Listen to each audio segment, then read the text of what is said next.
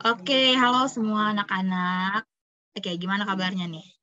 Setelah liburan semester, gimana kabarnya?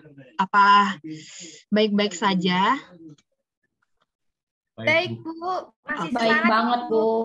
Ya, baik banget ya. Ya, kita mulai semester ini ya. Oke, kita akan mulai lah ya. Kita akan mulai untuk pembelajaran kita pada pagi hari ini. Ya, kita belajar ekonomi mengenai akuntansi sebagai sistem informasi. Ya, sebelumnya tadi kita next dulu ya. Kita next slide. Ya, sebelumnya Ibu jelasin dulu ya tujuan pembelajaran kita. Ini ada tujuan pembelajaran, ada 4. Ya, mampu mendeskripsikan sejarah dan pengertian akuntansi sebagai sistem informasi, mampu memberikan contoh penerapan akuntansi, habis itu merangkum pengertian akuntansi dan mengidentifikasi. Nah, inilah tujuan pembelajaran yang akan kita capai ya selama pembelajaran ini gitu. Oke, next, kita next. Kita next dulu ya. Nah, ini tadi ya kita udah asinkronus sebelumnya. Kalian udah baca pasti ya, udah baca buku paket sejarah tadi mengenai sejarah dan pengertian akuntansi. Habis itu kalian juga udah Ibu suruh kan tadi untuk mencari di internet gitu kan mengenai permasalahan akuntansi dalam sebuah perusahaan. Oke, ini semuanya udah dikerjain belum? Coba Ibu mau tanya Evelyn, udah dikerjain? Sudah, Bu, tadi sama teman-teman juga. Baik, siap. Berarti udah siap ya kita masuk ke kelas sinkronus ya. Oke. Kita lanjutkan dulu nih. Ya, sekarang kita sinkronus. Nanti kita akan ada 20 menit penjelasan dari Ibu, lalu 10 menit nanti akan ada membacakan nih hasil diskusi yang telah kalian diskusikan tadi ya selama asinkronus gitu ya. Oke, kita lanjut. Nah, ini dia. Nah, ini nanti yang akan kita bahas nih ya, menit ke depan gitu ya. 25 menit lah, 20 sampai 25 menit ke depan ini.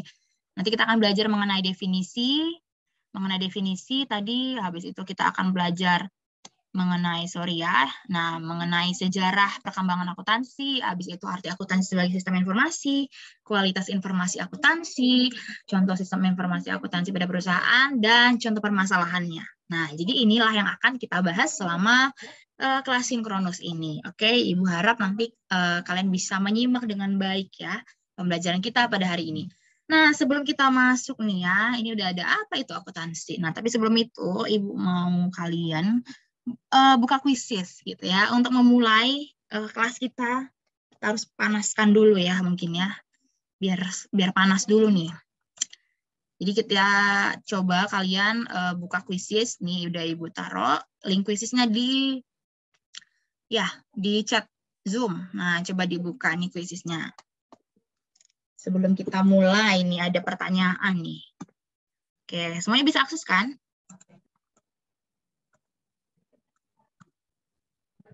Gita bisa akses? Udah bisa, Bu. Oke. Evelyn, Grafon udah?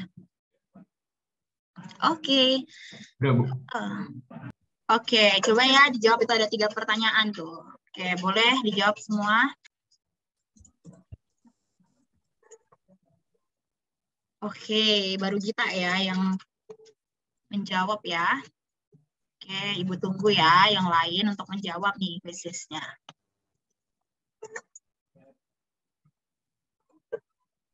Sebentar ya, Bu, gangguan jaringan ini saya sedang berusaha mengisi. Ya, oke, ya udahlah nggak apa-apa ya. Mungkin ada beberapa yang gangguan jaringan nih. Oke, jadi tadi dari kuisis tadi sebutkan ya 3 kata mengenai akuntansi. Oke, kalau Gita apa nih jawabannya tadi? Coba. Halo Gita. Halo Ibu, tadi saya jawabnya itu laporan, terus menghitung, dan perusahaan, Bu. Nggak ada yang benar, Bu. Iya, oke, baik. Nggak apa-apa ya sebenarnya. Banyak gitu ya kata kunci untuk akuntansi. Ya, Evelyn tadi jaringannya nggak bagus ya. Nah, tapi Evelyn tadi mau buat apa? 3 kata mengenai akuntansi. Kalau saya uang, terus transaksi, dan bank. Oke, baik. Itu 3 kata ya. Ada transaksi, uang, dan bank gitu ya. Oke, jadi nggak ada yang salah sebenarnya ya kalau kita berpikir mengenai akuntansi gitu. Nah, Tapi coba nih kita lihat gitu ya pengertian akuntansi. Nah, akuntansi ini ya pengertiannya adalah suatu proses pengidentifikasian, pengukuran dan pelaporan informasi ekonomi untuk memungkinkan adanya penilaian dan keputusan yang jelas dan tegas bagi mereka yang menggunakan informasi tersebut. Nah, tadi benar ya tadi ya Gita sama Evelyn tadi dibilang mengenai adanya pengukuran, ada transaksi gitu kan ya. Itu benar gitu ya. Jadi akuntansi itu gimana kita melakukan proses pengukuran, pelaporan, identifikasi gitu ya, dan lain-lain gitu ya untuk mendapatkan sebuah informasi. Nah, itu dia mengenai akuntansi, pengertian akuntansi. Nah, coba kita next ya. Kalau tadi itu mengenai pengertian akuntansi, sebelum kita lanjut gitu ya mengenai akuntansi ini, kita lihat dulu nih sejarah perkembangan akuntansi gitu ya. Nah, jadi akuntansi ini ada perkembangannya juga loh. Pertama itu perkembangan sejarah perkembangan akuntansi itu ya sejarah akuntansi tahun 3000 Kaldea dan Cina sampai peradaban Yunani gitu ya. Jadi udah dimulai tuh gitu. Nah, setelah itu barulah Venesia melakukan pencatatan transaksi keuangan lebih sistematis gitu. Nah, jadi tahun 3000 sebelum Masehi itu belum sampai benar-benar jadi akuntansi gitu. Belum sampai benar-benar akuntansi yang kayak sekarang gitu ya. Rumusnya harta sama dengan apa gitu ya. Belum. Tapi masih proses pencatatan yang ya gitulah yang simple gitu. Nah, jadi dia berkembang gitu ya sampai di Italia, lalu tahun maksud ibu ya 1494 itu berkembang lagi tuh, berkembang di mana udah ada buku tuh, ada buku yang dibuat oleh Luca Pacioli gitu kan, di mana tujuan pembukaan itu dagang mengenai aset dan kewajibannya gitu kan. Jadi waktu zaman dulu gitu kan, itu kan banyak para pedagang gitu kan. Jadi untuk mempermudah gitu proses pada saat mereka berdagang gitu kan dibutuhkanlah gitu akuntansi gitu. Tapi di situ juga belum benar-benar akuntansi gitu loh, bukan benar-benar akuntansi yang saat ini gitu kan, belum bisa 19. Nah, seperti yang di sini ya di slide terakhir ini barulah pembukuan itu mulai berkembang di Amerika dan disebut tuh. Nah, itu adalah perkembangannya di dunia gitu ya secara global. Nah, tapi coba kita lihat next, kita lihat lagi gimana perkembangannya kalau di Indonesia gitu. Kalau perkembangan di Indonesia 42 ya tahun 1642 di mana itu tepatnya pada zaman VOC. VOC itu kan zaman Belanda kan. Nah, zaman Belanda itu disitulah dimulai. Nah, habis itu berkembang lagi di tahun 19 itu kan ada tahun 1942 ya, ada 300 tahun setelah itu ya tahun 1942 sampai 1945 ini kan penjajahan Jepang gitu kan. Pada saat itu Indonesia dijajah oleh Jepang. Nah, di sini juga udah berkembang tuh akuntansi di Indonesia, tapi akuntansi itu masih menggunakan pola Belanda gitu. Nah, jadi akuntansi itu dia ada ya pola-polanya gitu ya. Gimana nih akuntansi Belanda itu gimana mereka menggunakan akuntansinya gitu kan masih beda-beda gitu. Nah, tapi pada saat itu pada saat Indonesia masih tetap dia menggunakan pola Belanda gitu kan. Tahun 1957 itu semakin pesat nih akuntansi gitu kan. Bahkan udah ada dibentuk Ikatan Akuntan Indonesia, Ikatan Akuntan Indonesia atau disingkat IAI gitu. Nah, habis itu tahun 1973, nah merumuskan prinsip akuntansi nih IAI tadi gitu kan. Lalu berkembang lagi tahun 1994 di mana IAI itu yang tadinya itu mereka itu prinsip akuntansi Indonesia gitu disebut gitu kan, tapi direvisi diubah menjadi SAK, standar akuntansi keuangan gitu. Nah, sampai di tahun 2007, nah 2007 ini ya, kalian udah lahir kan 2007. Nah, di September 2007 direvisi lagi SAK berisi 59 pernyataan SAK gitu, pernyataan standar akuntansi keuangan. Kan makin kompleks lagi dia mengenai akuntansi gitu kan. Itulah perkembangan akuntansi Indonesia gitu ya, cukup banyak gitu ya. Kita lihat ini ya sejarah perkembangannya. Oke, next ya. Jadi gitu supaya kita memahami gitu akuntansi ya. Jadi kita harus tahu gitu ya perkembangannya. Walaupun nggak perlu dihafal semua ya. Kalian hafal semua nggak akan ibu masukkan ujian gitu sampai sebanyak itu. Tapi ya setidaknya kalian tahu nih gimana perkembangannya gitu ya. Oke, next. Oke, sorry. Kita next slide ya. Nah, itu tadi mengenai sejarah perkembangannya. Sekarang, setelah kita tadi belajar akuntansi gitu ya, akuntansi secara umum. Nah, kita kan belajar ya, di bab ini kita belajar akuntansi sebagai sistem informasi gitu. Sistem informasi. Nah, apa itu yang dimaksud akuntansi sebagai sistem informasi? Oke, boleh Grafon bacakan ini yang di layar. Baik, Bu. Jadi akuntansi sebagai sistem informasi adalah sebuah sistem yang bertugas menangani formulir laporan dan catatan, serta menyusunnya, menganalisis, mengklasifikasikan, untuk kemudian mengolahnya menjadi informasi. Ya, oke, baik. Ya, yang perlu kalian perhatikan gitu ya, yang di terakhir. Kemudian mengolahnya menjadi informasi. Nah, itu yang paling penting ya. Jadi akuntansi sebagai sistem informasi ini, di mana kita ini kan udah melakukan pencatatan, penyusunan, menganalisis, mengklasifikasi. Nah, itu nanti yang kita pelajari kan.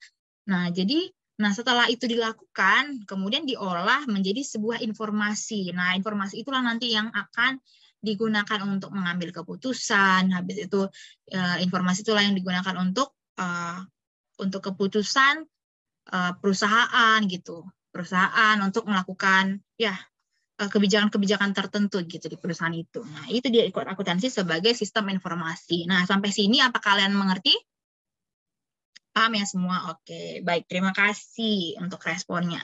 Jadi begitu akuntansi sebagai sistem informasi, ya intinya adalah ya semua dilakukan itu, pencatatan penyusunan itu untuk diolah menjadi sebuah informasi. Informasi itulah yang akan dipakai perusahaan gitu untuk ke pengambilan keputusan selanjutnya. Oke, mari kita next. Kita next dulu. Nah, selanjutnya itu selanjutnya SIA. Ya, jadi sistem informasi akuntansi itu dibagi menjadi 3 gitu ya, dibagi menjadi 3. Ada pengelolaan transaksi gitu kan. Jadi transaksi itu dikelola gitu. Habis itu nanti ada buku besar laporan keuangan. Nah, ini juga yang akan kita pelajari selanjutnya ya untuk pertemuan-pertemuan selanjutnya. Kita nanti belajar buku besar, nanti ada lagi namanya jurnal umum. Nah, makin banyak nanti kita pelajari gitu. Ada juga neraca kita pelajari sampai akhir gitu kan. Ya, nanti habis itu baru ada pelaporan manajemen gitu. Jadi sistem informasi akuntansi ini terbagi menjadi 3 bagian besar ini gitu ya. Mengelola transaksi, buku besar, habis itu nanti pelaporan manajemen. Nah, itulah nanti yang akan digunakan untuk mengambil keputusan gitu. Oke, next. Kita next dulu gitu. Jadi kalau ini dia kualitas informasi akuntansi gitu. Kualitas informasi akuntansi. Jadi informasi keuangan itu, jadi akuntansi ini ya berhubungan keuangan. Jadi informasi keuangan ini akan bermanfaat bila kita itu memenuhi 7 kualitas ini. 7 kualitas informasi ini. Ada 7. Yang pertama itu relevan. Itu dapat dimengerti ya, itu maksudnya dimengerti, daya uji, habis itu daya uji tepat waktu, daya banding dan lengkap gitu. Nah, maksudnya itu relevan gimana gitu kan. Jadi informasi berhubung harus bisa dihubungkan dengan masuk penggunanya gitu kan. Jadi ya dibuat sebuah informasi akuntansi tujuannya untuk apa gitu kan. Ya harus sesuai gitu nanti sama penggunanya yang menggunakan informasi itu. Lalu yang kedua adalah dapat dimengerti. Nah, dapat dimengerti ya. Jadi informasi itu harus dimengerti oleh pemakainya nanti gitu kan. Harus dimengerti gitu kan. Habis itu daya uji juga. Ya, kualitas selanjutnya itu daya uji. Jadi maksudnya ini informasi itu dapat diuji kebenarannya dengan menggunakan metode pengukuran yang sama gitu. Jadi ini dapat meningkatkan manfaatnya gitu. Jadi harus bersifat daya uji juga dia. Lalu juga netral gitu ya. Informasi itu ya maksudnya informasi itu harus diarahkan pada kebutuhan umum pemakainya, dan dia nggak tergantung pada kebutuhan atau keinginan pihak tertentu. Sifat dari ini informasi akuntansi. Lalu tepat waktu gitu kan.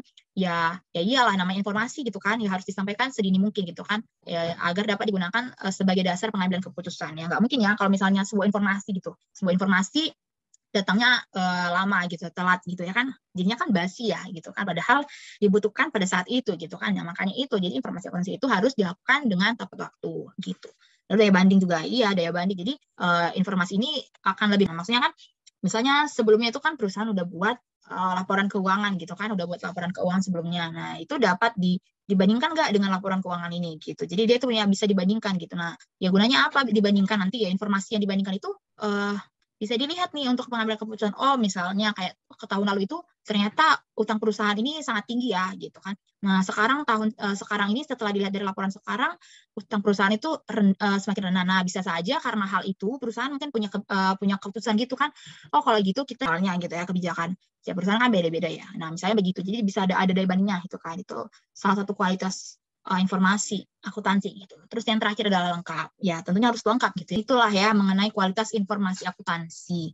Jadi 7 ini harus dimiliki gitu dalam informasi akuntansi supaya bisa relate gitu, bisa dipakai dan bisa ya berguna untuk perusahaan gitu. Oke, jadi sampai sini mengerti anak-anak? Kalau mengerti coba kasih reaction-nya. Oke, good ya, mengerti sampai sini. Oke, kita sekarang next nih ya. Tadi kita udah melihat kualitas akuntansi. Nah, selanjutnya kita akan lihat nih contoh sistem informasi akuntansi pada perusahaan gitu kan. Tadi kan udah Ibu bilang ya, kalau informasi akuntansi itu berguna untuk perusahaan. Ya berguna itu gimana Bu bergunanya gitu kan. Ya mungkin kalian masih bingung gitu ya. Nah, jadi ya pastinya berguna gitu. Misalnya nih udah Ibu berikan contoh gitu ya. Jadi misalnya ya Ibu kasih gambar tuh kan. Ada sebuah perusahaan misalnya dia mau mengeluarkan produk baru gitu kan. Produknya yang sebelah kanan itu ya anggaplah itu apa ya? Serum lah ya, gambar serum untuk kecantikan gitu kan. Nah, jadi sebuah perusahaan ini mau mengeluarkan produk baru. Nah, gitu. Jadi kan nggak mungkin ya dikeluarkan dengan asal-asalan. Yuk kita keluarkan dengan apa namanya? Kita keluarkan produknya sebanyak 200 gitu kan. Maksudnya diproduksi sebanyak 200 atau 1000 aja gitu tahun ini gitu kan. Nggak bisa, nggak mungkin gitu ya, nggak mungkin asal-asalan gitu kan. Tapi harus dilakukan analisis dulu gitu kan. Supaya apa? Supaya nggak merugikan perusahaan itu gitu kan. Jadi analisis itu harus dilakukan dulu analisis. Nah, jadi analisis itu misalnya nih ya lihat ya itu gambar yang di bawah gitu kan ketika karyawan gitu ya setiap divisi itu melakukan apa ya bukan kolaborasi maksudnya itu ya melakukan diskusi gitu kan. Jadi di situ misalnya ada divisi pemasaran gitu kan dia itu harus perlu bekerja sama tuh untuk sebelum dia memasarkan produknya tadi Scarlett itu ya harus dilakukanlah diskusi gitu dengan misalnya divisi SIA, divisi sistem informasi akuntansi gitu. Jadi divisi pemasaran tadi itu perlu meminta analisis dulu perkiraan laba yang bisa diperoleh dari suatu produk itu. Jadi nanti si divisi SIA ini ya sistem informasi akuntansi ini akan bekerja tuh memprediksi biaya produksinya serta biaya-biaya lainnya gitu kan. Dia harus membuat perkiraan pendapatan. Nah, gitu. Setelah itu barulah dikasih tahu ya ke divisi pemasaran nih bahwa segini nih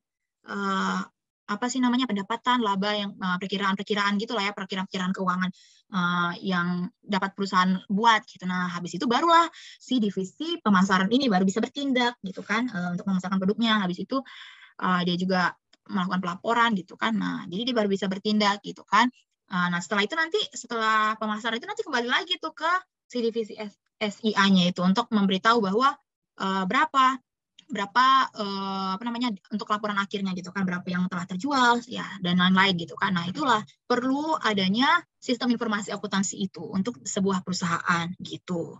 Jadi nggak rugi tuh perusahaan gitu. Kalau misalnya asal-asalan tuh kan nggak ada, ternyata utangnya banyak misalnya nih ya, misal saja utang sebuah perusahaan banyak gitu kan, udah banyak banget gitu kan. Tapi perusahaan malah meningkatkan produksinya gitu, meningkatkan produksinya, tapi nggak salah sebenarnya meningkatkan produksinya, tapi dengan menambah utang lagi mungkin. Nah, kebijakan tadi kan seperti yang Ibu bilang tadi kan kebijakan perusahaan beda-beda gitu kan. Nah, tapi dia menghiraukan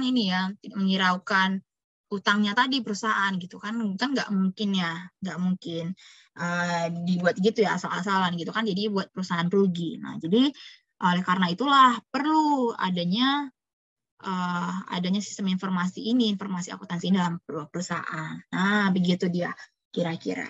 Oke, semoga kalian bisa paham ya. Next, kita akan melihat nih, ya contoh permasalahan akuntansi dalam sebuah perusahaan. Nah, memang tadi khusus yang ini nggak akan Ibu jelaskan, tapi mau dengar nih dari kalian nih. Tadi kan ini udah dibahas kan di kelompok masing-masing tadi. Nah, coba mungkin dari perwakilan aja ini ya, nggak usah semua. Tapi nanti yang lainnya silakan kumpul ya. Nanti hasil diskusinya nanti di folder kalian, oke? Mungkin dari Evelyn dulu ya. Coba Evelyn. Oh, mungkin nggak usah Evelyn dulu, Grafon tadi soalnya Evelyn udah ya. Coba Grafon gimana nih hasil diskusi dan ya tadi udah cari di internet gitu, contoh permasalahan akuntansi sebuah perusahaan. Oke, kalau hasil diskusi kami, Bu, jadi kesalahan-kesalahan yang menyebabkan permasalahan bagi perusahaan itu ada 4. Yang pertama, kesalahan pencatatan dan rekonsiliasi, kemudian hanya menjadikan laporan itu sebagai pencatatan, kemudian yang ketiga, lupa menyimpan bukti transaksi, dan yang terakhir, adanya kesalahan matematis saat berhitung. Itu sih Bu menurut kelompok kami. Oke, ya. Oke, sebelum itu ya coba ini dulu Gita dulu coba. Kalau Gita gimana hasil diskusinya? Kalau di kelompok kami tadi ada banyak, Bu. Iya, Ada apa coba? 9. Kayak misalnya ada keterlambatan pengakuan pencatatan, terus tidak melihat laporan keuangan, terus pemilik perusahaannya itu ingin menangani sendiri gitu. Terus belum terpisahnya akun rekening pribadi dan rekening perusahaan. Lalu tidak menyimpan kwitansinya atau nota gitu kan Bu. Lalu yang keenam menempatkan staf yang tidak pada kapabilitasnya. Ketujuh, kurang teliti dalam berhitung dan berpikir bahwa teknologi adalah solusi terbaik. Yang terakhir itu hanya berfokus pada jangka pendek, Bu. Ya benar ya. Nah benar ya kalau dengan kesalahan-kesalahan tadi ya ada beberapa kesalahan gitu ya. Apalagi mengenai akuntansi gitu ya. Ada tadi menghiraukan pencatatan gitu kan. Dan lain-lain tadi udah disebutin tadi. Nah ya itu kesalahan-kesalahan itu dapat menyebabkan permasalahan sebagai perusahaan. Bahkan itu ya, sebuah perusahaan itu bisa bangkrut kalau kesalahan-kesalahan itu ya bisa terjadi, misalnya terjadi berulang gitu kan. Terus kesalahan itu juga banyak terjadi gitu kan. Ya bisa jadi tuh bahkan perusahaan jadi bangkrut gitu karena kesalahan itu. Ya oke, thank you ya. Terima kasih untuk hasil diskusinya ya. Benar banget untuk contoh permasalahan akuntansi. Nah oke, jadi itulah tadi mengenai akuntansi sebagai sistem informasi gitu akan kita lanjutkan minggu depan ya.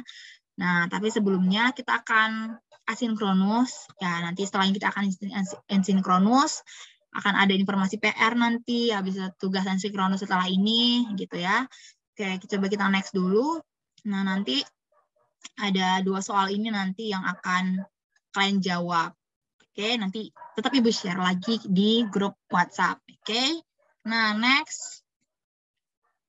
Ya, sebelum mengakhiri pembelajaran kita hari ini ya, ada enduring understanding dan essential question-nya ya. Enduring understanding ini ya bisa kalian perhatikan, memenuhi badat budaya dengan pembelajaran akuntansi sebagai sebuah sistem informasi untuk mengidentifikasi, mengukur, serta membuat laporan informasi ekonomi yang sesuai dengan WKA dan dapat bermanfaat bagi manusia. Nah, semoga inilah yang bisa kalian pahami gitu ya dari pembelajaran kita pada hari ini, dan juga ini essential question ya untuk kita. Oke, next. Itu dia untuk pembelajaran kita. Jangan lupa untuk menuliskan refleksi masing-masing setelah ini ya. Setelah nanti penugasan di WA, nah jangan lupa untuk refleksi masing-masing. Oke, itulah pembelajaran kita pada hari ini. Yang terakhir, ya semangat belajar. Ya, ini ada Ibu kutip dari Efesus 2 ayat 10, karena kita ini buatan Allah, diciptakan dalam Kristus Yesus untuk melakukan pekerjaan baik yang dipersilakan Allah sebelumnya, Ia mau supaya kita hidup dalamnya. Oke, ada kata amin? Amin ya. Ya, semoga kita masih tetap semangat belajar ya di semester ini, apalagi untuk pembelajaran akuntansi. Oke, itu dia anak-anak. Ya, sekian pembelajaran kali ini. Kita bisa ke kelas sinkronus.